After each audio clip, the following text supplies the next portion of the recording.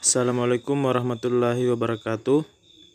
Puji syukur kita panjatkan kehadirat Tuhan Yang Maha Esa, serta salawat dan salam senantiasa tercurah kepada junjungan kita Nabi besar Muhammad Sallallahu Alaihi Wasallam.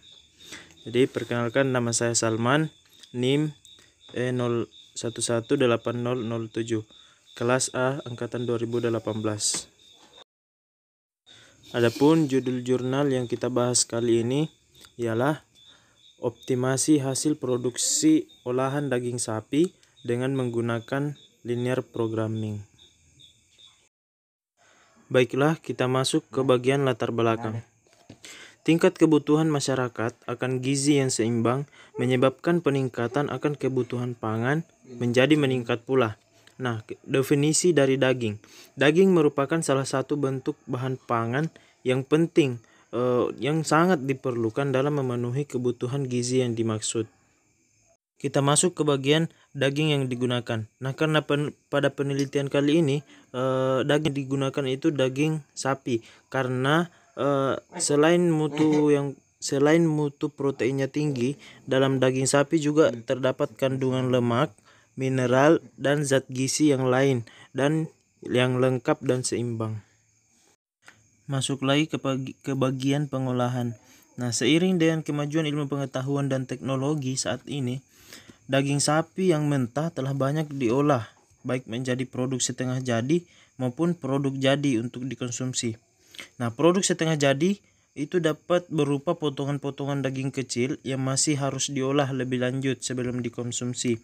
Misalnya daging cincang, potongan daging rendang, potongan daging semur, potongan daging sup, kikil, dan lain-lain.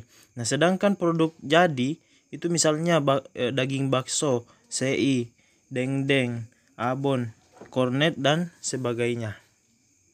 Nah, daging sapi juga dapat diolah dengan cara dimasak, digoreng, dipanggang, disate, diasap, atau diolah menjadi produk lain yang menarik, antara lain daging kornet, sosis, dendeng, dan abon. Nah, masuk ke bagian Nusa Tenggara Timur. Nusa Tenggara Timur merupakan salah satu provinsi di Indonesia yang menjadi produsen atau penghasil ternak sapi potong yang cukup besar. Nah, adapun menurut data BPS Provinsi NTT, produksi ternak sapi potong di NTT pada tahun 2018 sebesar 1.027.256 ekor. Sedangkan Kota Kupang sendiri sebesar 6.323 ekor. Hal ini berarti ternak sapi potong lebih besar diproduksi oleh kabupaten-kabupaten lain di NTT selain dari Kota Kupang. Nah, untuk produksi daging sapi sendiri, NTT menghasilkan produk sapi sebanyak 11.761.395 kg di tahun 2018. Nah, UD Angkasa Timur. UD Angkasa Timur merupakan salah satu unit usaha yang memproduksi beberapa bentuk olahan daging sapi, yaitu sei sapi, abon sapi, dan dendeng sapi. Ketiga produk ini sangat digemari konsumen, baik itu masyarakat pada umumnya, terlebih lagi masyarakat di sekitar tempat usaha. Nah, adapun kendala yang dihadapi pengusaha adalah ketersediaan daging sapi untuk diolah yang terbatas. Nah, sedangkan kebutuhan akan produk olahan daging sapi ini cukup tinggi. Jadi, oleh karena itu, pengusaha perlu merencanakan kombinasi input yang tepat, dalam hal ini daging sapi, agar keuntungan yang diperoleh menjadi optimal. Nah, kita masuk ke bagian linear programming. Nah, pada dasarnya linear programming ini merupakan suatu model umum yang dapat digunakan dalam memecahkan masalah-masalah pengalokasian sumber-sumber yang terbatas secara optimal. Menurut Akram Sahari Njaya 2016, sebuah bentuk analisis perencanaan secara matematis yang bertujuan untuk mendapatkan beberapa alternatif pemecahan masalah yang ada. Dengan demikian, optimasi dengan menggunakan metode linear programming itu sangat diharapkan dapat memberikan solusi penyelesaian dari permasalahan tersebut. Nah, adapun rumusan masalah pada jurnal artikel kali ini yaitu bagaimana mengkombinasikan input-input produksi yang ada sehingga pengusaha dapat memperoleh hasil produksi yang optimal guna memperoleh keuntungan yang maksimal. Nah, adapun tujuan diadakannya penelitian ini yaitu untuk mendapatkan hasil produksi yang optimal dari kombinasi input-input produksi yang ada secara tepat sehingga keuntungan yang diperoleh dapat maksimal. Nah, adapun manfaat dari penelitian kali ini yaitu jumlah produksi dan keuntungan yang diperoleh itu menjadi maksimal. Nah, adapun dari hasil analisis POM QOM for Windows VM4 untuk permasalahan UD Angkasa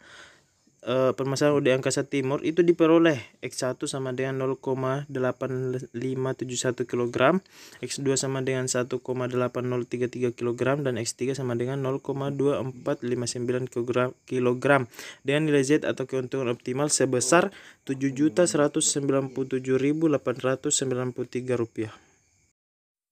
Nah, kita masuk ke bagian metode. Nah, untuk pengumpulan datanya sendiri itu menggunakan metode yang pertama itu observasi.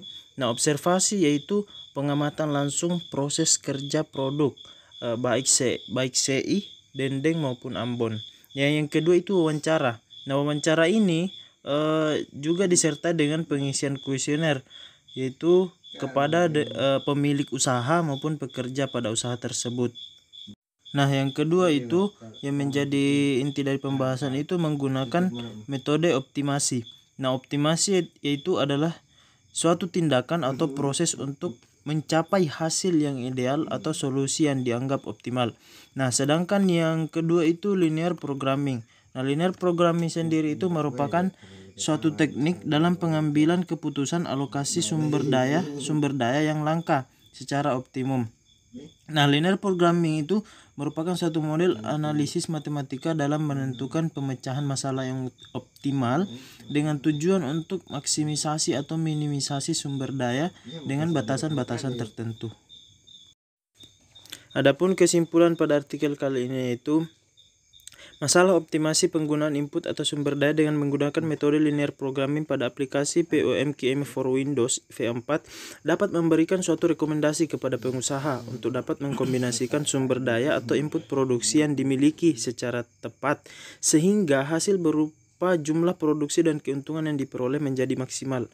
Hasil analisis POM QM for Windows VM4 untuk permasalahan UD Angkasa Timur diperoleh X1 sama dengan 0,8571 kg, X2 sama dengan 1,8033 kg, dan X3 sama dengan 0,2459 kg.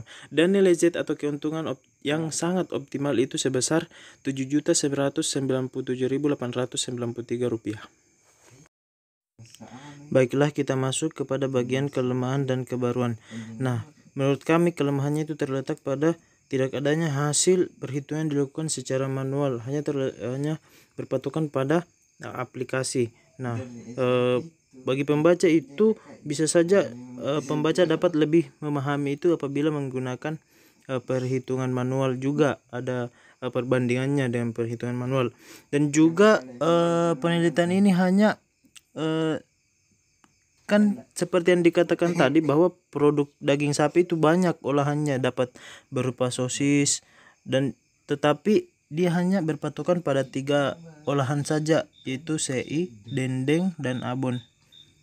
Untuk bagian kebaruan kami rasa artikel ini masih baru karena ini merupakan artikel yang bisa dibilang sudah dibahas oleh satu orang, tetapi idenya ini terbilang baru karena menggunakan linear programming, apalagi menggunakan aplikasi. Jadi seperti itu.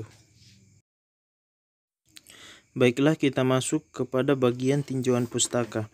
Nah, adapun tinjauan pustaka yang pertama itu membahas tentang metode branch and bond. Nah, di mana metode branch and bond ini merupakan metode yang digunakan untuk menyelesaikan masalah pemrograman linear bilangan bulat, di mana variabel keputusannya itu akan berupa bilangan bulat atau integer.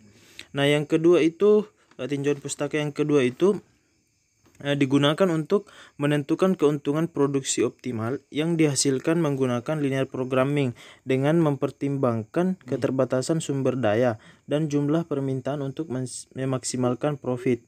Nah, adapun tinjauan pustaka yang ketiga itu bertujuan untuk mengetahui jumlah produksi yang optimal dan keuntungan yang maksimal.